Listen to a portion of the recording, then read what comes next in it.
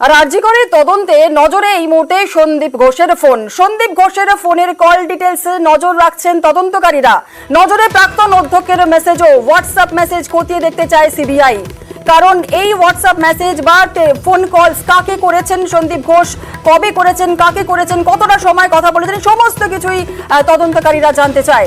CBI দেখতে চায় ঘটনার আগে এবং পরে সন্দীপের কল ডিটেলসের নজর রয়েছে তদন্তকারীদের।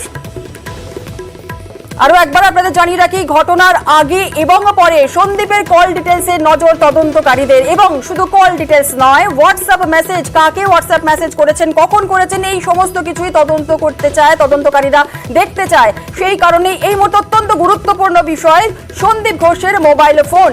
সন্দীপ ঘোষের ফোনের কল ডিটেলসের নজর সিবিআই এর। আমাদের সঙ্গে রয়েছেন আমাদের প্রতিনিধি অমিত, আমাদের সঙ্গে রয়েছেন। অমিতের কাছ থেকে একটু বিস্তারিত জানতে চাইবো যে অমিত, কেন সন্দীপ ঘোষের কল ডিটেলসে নজর রয়েছে সিবিআই এর?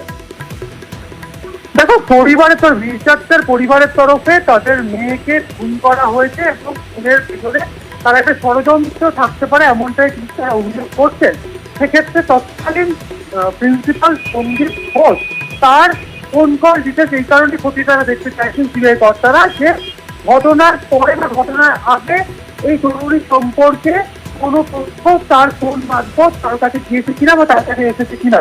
সেক্ষেত্রে হোয়াটসঅ্যাপ মেসেজ, তার টেক্সট মেসেজ এবং তার ফোন কল ডিটেলস তারা জানতে চাইছেন।